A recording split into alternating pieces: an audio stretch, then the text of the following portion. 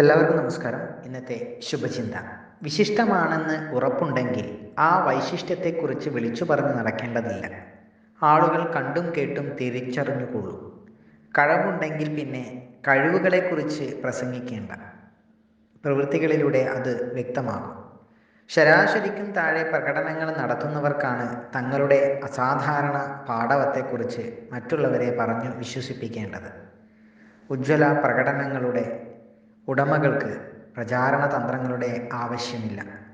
ഓരോരുത്തരും അവരവരുടെ മികവുകളെക്കുറിച്ച് സംസാരിക്കുന്നതിനു പകരം മികവുകൾ അവരെക്കുറിച്ചു സംസാരിച്ചെങ്കിൽ മാത്രമേ വൈദഗ്ധ്യത്തിനും സാമർത്ഥ്യത്തിനും വിശ്വസനീയത ഉണ്ടാകൂ.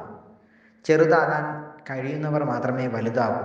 അല്ലാത്തവരെല്ലാം സ്വന്തം ഈഗോയിൽ തട്ടി വീഴും. സ്വയം പ്രശംസിക്കുന്നവരെ കേൾക്കാൻ ആർക്കാണ് താല്പര്യമുണ്ടാകുക?